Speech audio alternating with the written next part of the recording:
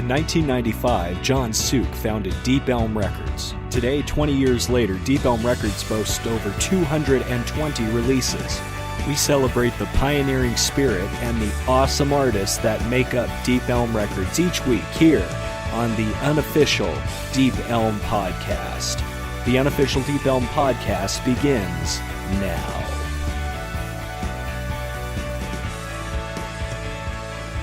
My heart's like stone, my hands are like snow. I'm standing at the doorstep 'cause I'm letting you go. And I'm holding it together 'cause I can't let it stop. If you find out, you'll never let this drop. I thought you knew I loved you, yes, I thought you understood. And I'll never be the same in this strange neighborhood. And I can't quite grasp it, I can't pretend. I truly understand that this is going to be the end. How did we get here? I can't say it's unclear. How did I get so close? And can you still understand my fear?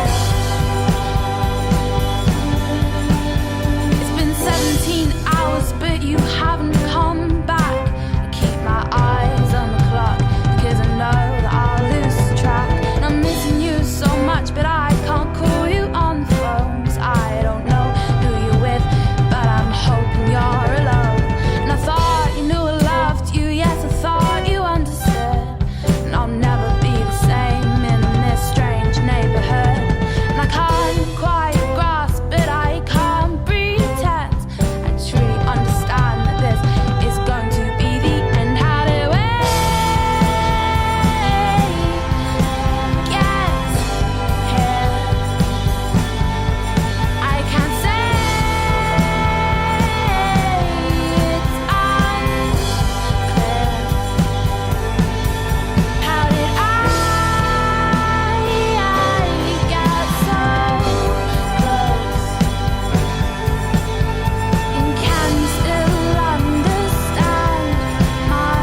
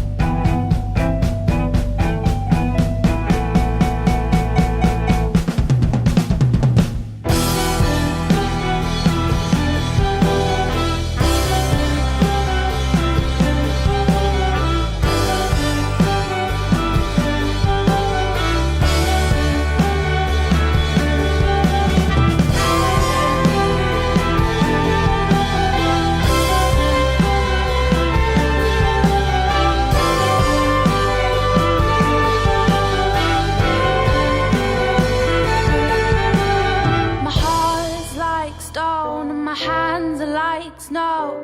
I'm standing at the doorstep 'cause I'm letting you go. And I'm holding it together 'cause I can't let it stop. If you find out, you'll never let this drop. Welcome to episode 21 of the unofficial Deep Elm Podcast. I'm your host, Alan Wayne, and on this episode, we're profiling the final chapter, at least so far, in the Emo Diaries compilation series. This chapter entitled, I Love You, But in the End, I Will Destroy You. Quite a fitting end to all of the many different compilations and many different things for this particular series of albums. So I want to first of all beg your forgiveness. If I sound a little off tonight, it's because, well, in California they have seasons, contrary to popular belief. they just change rather quickly. So, yeah. So here we are. So here I am, actually. And just doing what I have to do, doing my best, and I would love to be able to finish this all up and get it done. But I have a couple things to say before we go right down to the album and the usual business. Emo. The very subject of emo is quite an interesting subject when you look at it. How the whole word came to fruition and how this movement grew. I just in being with the Deep Elm Records label, not with them, but being like associated and learning about the Deep Elm Records label and everything else, and doing my research, it's been rather interesting to see how this term that was created by John Suk, the founder of Deep Elm Records, in order to be able to print an album jacket, was all of a sudden turned into this whole movement of kids and people and all sorts of things.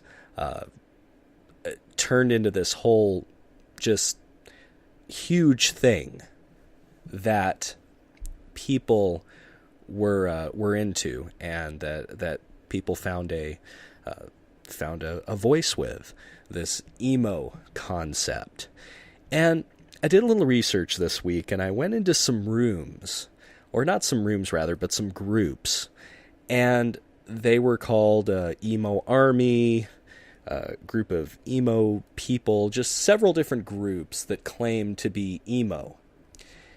And all I saw was a bunch of needy kids. Just a bunch of needy kids who are, they're lost and they're confused and they don't know what they're doing. And it's just so far from what John Suk wanted to do with these compilations. Let me read you a little bit about what John Suk had in mind when he came up with the Emo Diaries. This is from the front page of the Emo Diaries page on Deep Elm.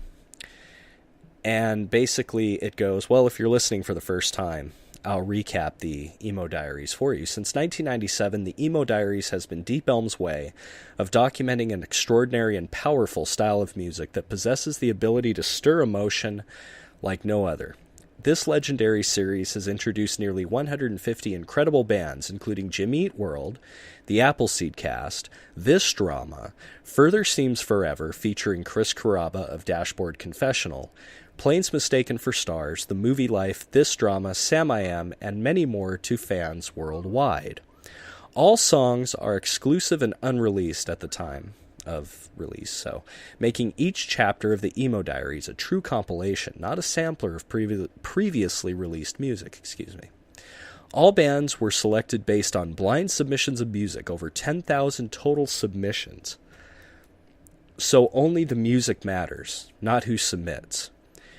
Basically, John would pick these submissions at random, and he'd pop them into whatever player that he had, and he would listen. And if it went, it went. He didn't care who it was. He didn't care if they were signed, unsigned, whatever. Just all about the music. It continues, we haven't intended to define the emo genre, but instead share with you the music that moves us and support these incredible bands. It's what we do. Now, John writes, besides choosing all the music, the Emo Diaries has a lot to do with me on a personal level. Quote, it's been more than just a showcase for amazing songs. It's literally been the soundtrack to my life over the past 15 years. This goes from 1997 to 2011. Each chapter, John continues, is part of an overall storyline, which I thought was obvious from the titles. But the deeper meaning has gone unnoticed until now. It's been a monumental art project, creating a story with songs instead of words or images. Every song I've selected for the series resonated with what I was feeling at the time, in that stage of my relationship. If you read the chapter titles, you'll understand. Yeah, go through the chapter titles. I did that just recently, and I was like, wow, this is heavy. This is pretty intense. John continues, if you read the lyrics to each song, you'll understand more. This music inspires me, consoles me, and many times it's the only friend I can count on, close quote. So, John's whole idea about the Emo Diaries was not to create this movement of kids who color their hair, burn themselves, wear black clothing, wear tight jeans, and talk about how miserable their suburban life is. It was about music that can make you feel something. Because now around chapters 8 or 9, I believe, the emo quote-unquote genre took off, and it was completely not what John or anybody at Deep Elm had in mind. It kind of went on its own, and John has been quoted as saying that the term was bastardized. I do have to say, by researching these emo groups and by seeing these kids and adults, I gotta say, the term emo has completely been stolen from where it was born and changed into something that is completely and utterly just not of my liking. But the good news is that now might be a good time, and John, if you're listening, it might be a good time to come out with chapter 13, man. A lot of stuff going on. A lot of people may be affected by the music, but it's got to be on the terms of the creator, the man who created the term emo, pretty much, and who meant it for something completely different than what it turned out to be. So, chapter 12 basically states that, this is the end of the Emo Diaries. Now, there was an end at chapter 10, but then 11 and 12. This is pretty final. I love you, but in the end I will destroy you. So, that just about does it. It's been 6 years since this has been released, and I'm not sure there's going to be another one out, so this might be the end of the Emo Diaries. But I gotta say, it's been a pleasure profiling these 12 glorious albums and being able to share them with people who may have never heard this music before, hopefully inspire them to go to deepelm.com and pick up some of this wonderful music for themselves. Because the main idea of the Emo Diaries was to produce music that makes you feel something, feel pain, feel love, feel hatred. Because in the end, what is there to life but feeling? Absolutely nothing. What do you do? What are you if you don't feel? You're a sack of meat that goes and does what? I don't know. So, if you feel, that is what this compilation series is all about. And I'm talking all of the feelings: anger, hatred, love, excitement. All contained, all categorized, and basically all put into audiobook form for folks to peruse at www.deepelm.com. Okay, now that I'm going to climb off of my soapbox here, we're going to go back to the standard form of these shows, which is where I read some reviews and then play some damn music, of course. Now, this review is from Siren Sound. This is from Siren Sound, and it says, quote, I was pleasantly surprised to find Collapse Under the Empire on this legendary series. Their track Anthem of 44 is a mind-blowing song, a beautiful melody with synth style that they have become known for. The video for this song is absolutely stunning and suits the music perfectly. And the high on this track is that it doesn't matter how loud you play it, you'll still feel the need of lifting the sound volume higher and higher. The visual effect of the skies and the fading pictures move along with melodic guitars and synth are amazing, and in the end, as the overall outburst of the sound gradually forces you to close your eyes, the entire scene disintegrates in longing of hope for a better tomorrow. Ridiculously well done. That's from Siren Sound. And right now we're going to hear this epic track. This is Anthem of 44, and this is Collapse Under the Empire. My name is Alan Wayne, and yes, I am a little bit nasal today, but I'm here for you guys doing episode 21 of the unofficial Deep Elm podcast, closing the Emo Diaries.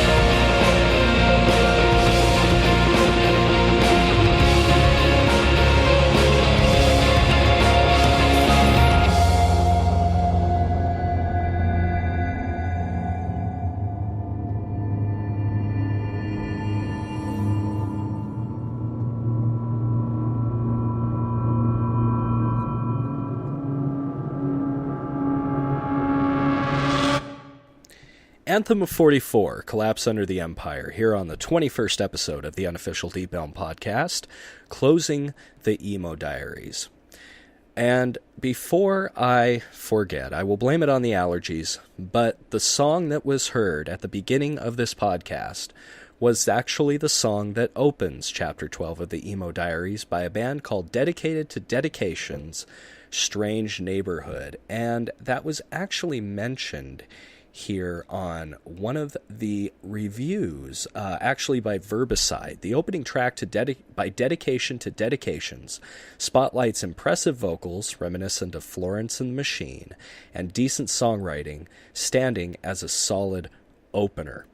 So, there you have it. If you're a fan of Florence and the Machine, like many people I know are, Florence Welch is a badass lady, let me tell you, then you will like that. Okay, but Verbicide has more to say about this particular compilation. It says, the album shows promise in tracks like The Skylife's As We Speak and Ease the Medic's fiery Churchill Downs. So, Ease the Medic's fiery Churchill Downs and The Skylife with As We Speak get some pretty good press from Verbicide, but the actual... Let's see, there's so many reviews on this that, I mean, every single song is reviewed and every single song is like golden. And I think that's why they made this the way it was. But it does make it hard when you're going through show notes and you're like, well, which one do I play? Which one do I play? Well, how about this? I'm going to play the two that I mentioned, and then I'll bring back some more music in just a moment. Ease the Medic with Churchill Downs and The Skylife As We Speak are going to be coming up next. And The Skylife, by the way, is currently still with Deep Elm in another form. Two of the three members of The Skylife formed Inward Oceans, and they just released an album a few months back and are getting plenty of play on Spotify and other platforms, so do check them out. But right now we're going to hear Churchill's Down by Ease the Medic, followed by As We Speak by The Skylife, here on the unofficial Deep Elm podcast, episode 21, closing the Emo Diaries.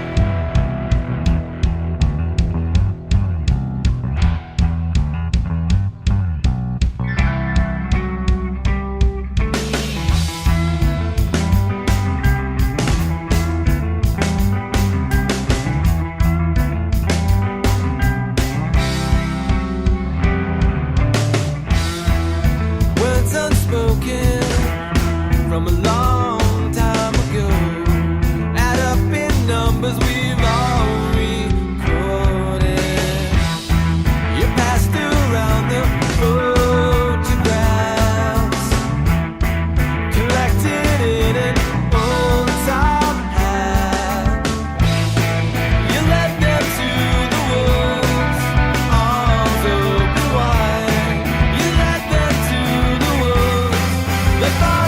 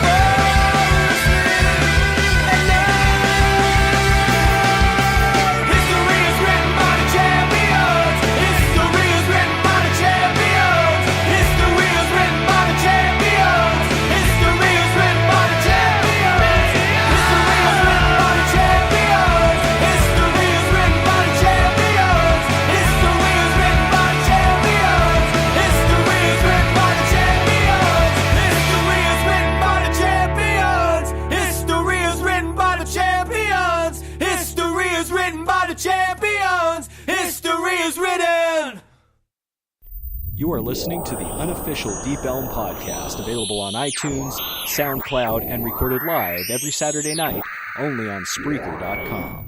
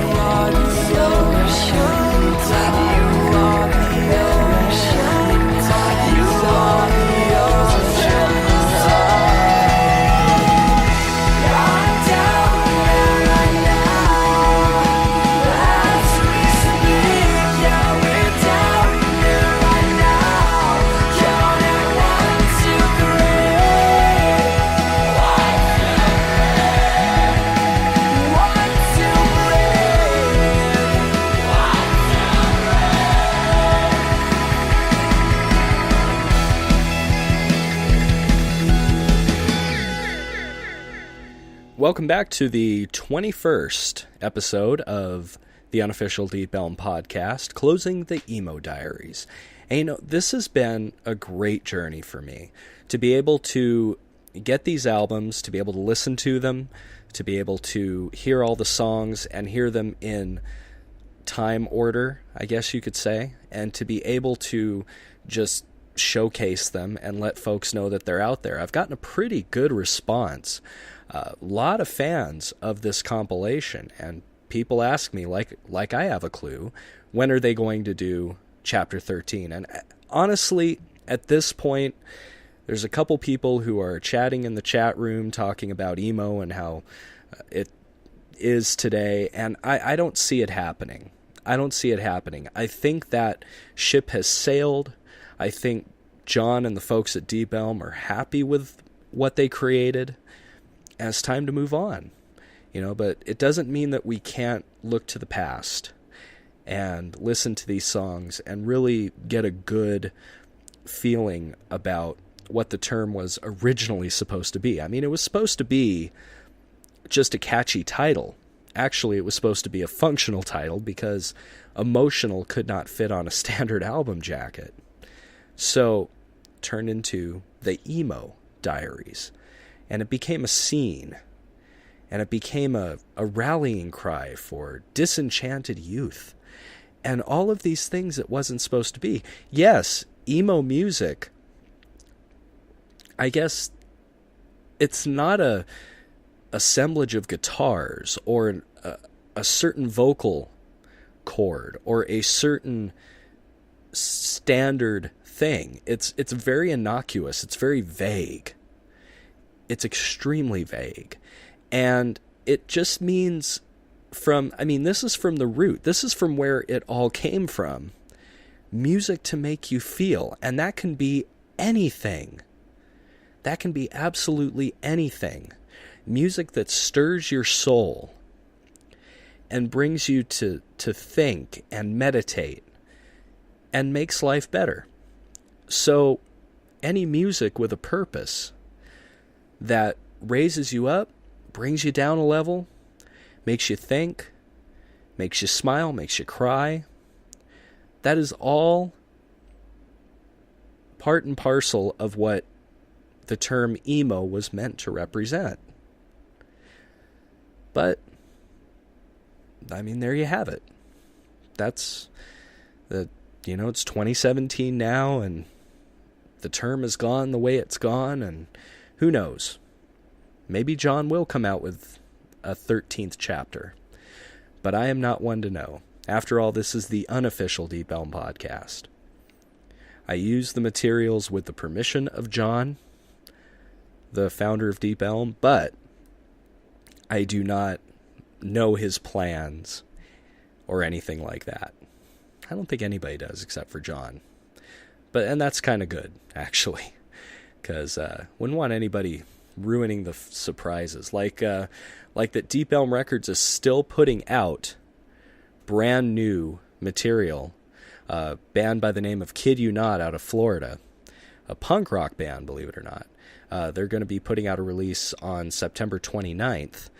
Do pre-order that at www.deepelm.com. Gritty punk rock from Deep Elm Records. And also, there's a sampler out that's called Discover Deep Elm. It's a free download, and it has about 45 previews of different artists on the Deep Elm label. And if you don't find something you like there that you want to purchase, then you might as well just cut your ears off, because there's everything there practically. Somebody in the chat room asked, where did emo start? Well, it depends on who you talk to. Some would say that emo started around the mid-2000s in its current form, when bands like Dashboard Confessional became huge, and then Screamo became a thing, and then it just kind of splintered off into various different directions. But the first Emo Diaries compilation was released this week in 1997. 1997. And as I've mentioned several times, but I will mention it again, the people at Deep Elm were looking to do cover art that was rather unique for this series, because John had a vision of what he wanted to do with this. And The Emotional Diaries was the original title, and he went over a couple different... He wanted to convey a certain message, that this music that was coming out was not just pop filler. It wasn't just happy dance music. It was deep. It was something you listened to and it affected you.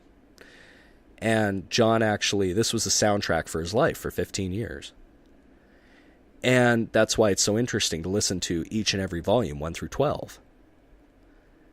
Because you kind of get an idea where this guy was coming from. Like Chapter 7 was put out 2001, just shortly after 9/11. And John, being a native New Yorker, that album is just full of sadness, angst, and hope. it just keeps, it continues to go on with the times. It has nothing to do with, somebody screaming or somebody with floppy hair or tight jeans. It has nothing to do with that. The current emo now started probably around 2005, 2006, when kids started cutting themselves and burning themselves with cigarettes and wearing tight jeans and wearing Slayer shirts when they don't even know who Slayer is. And that is not what the Emo Diaries are about. Two different things. I think that's part of the reason John took a few years off before he released Chapter 11. Because what he originally wanted was gone. The term was stolen from him. I mean, basically, to use a vulgar term, he didn't even get a reach around. The term was just taken from him and from this label and turned into an image and turned into a scene.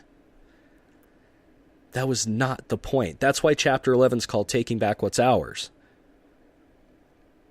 Because when the term emo was created, it wasn't meant to be this thing that it's become. It was meant to be a shortened description for emotional music, for music that makes you feel, lifts you up, carries you on. You guys ever have music that you're having a bad day and you have a song that just picks you up? It's that type of good. So,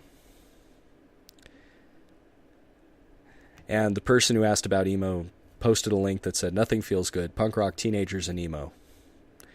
Has nothing to do with anything that was originally mentioned. And I could go on and on and on and on about this. If you want to do more research about it, John Such, S-C-U-C-H, has gone on record to talk about how the term emo was bastardized, his words, and how it's changed. And that's why it stopped in 2011. Because it's not the same.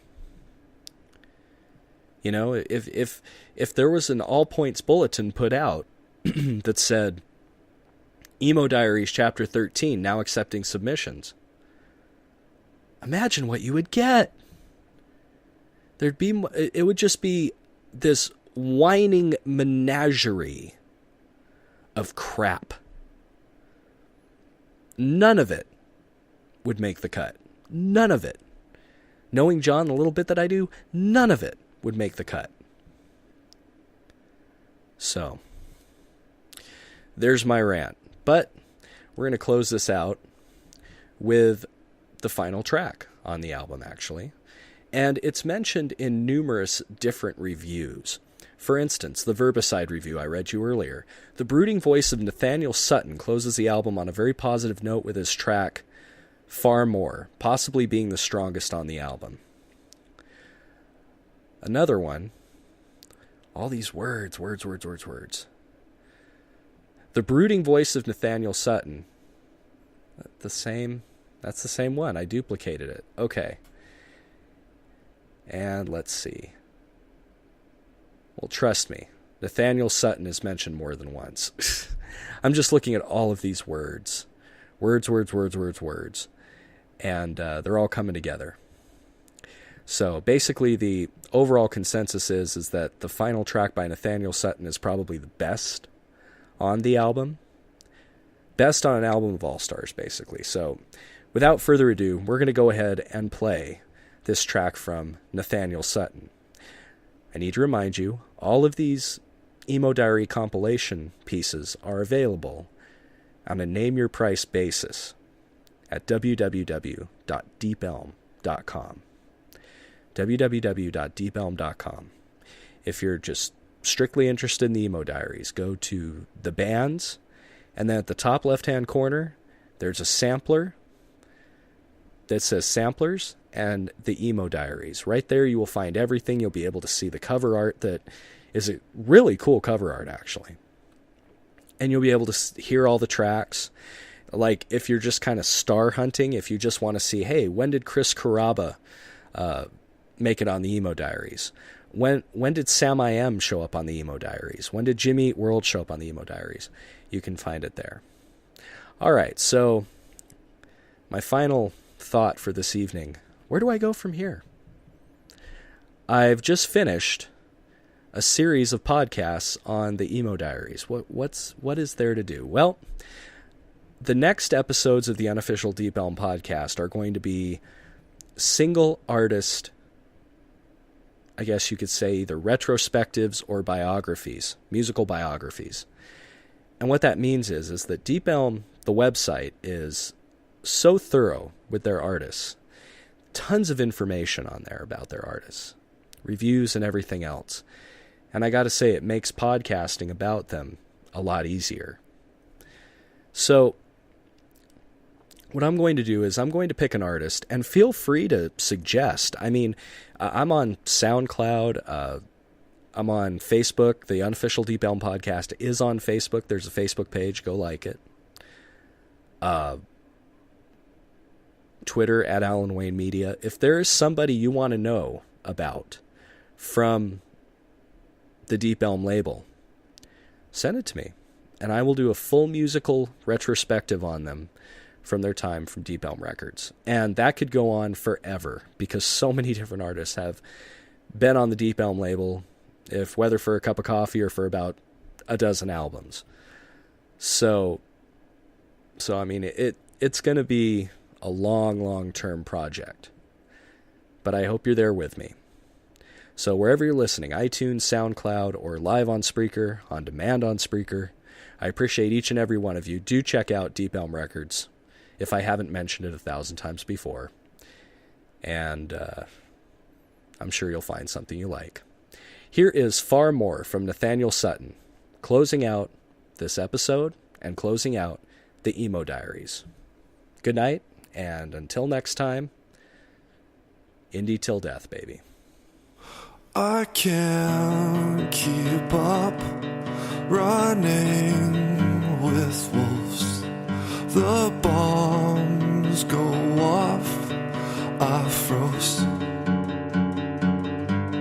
stuck in a state of urgency. My lungs give out, can't breathe. Far more than just a face. Far more, pick up the pace. I can't wait.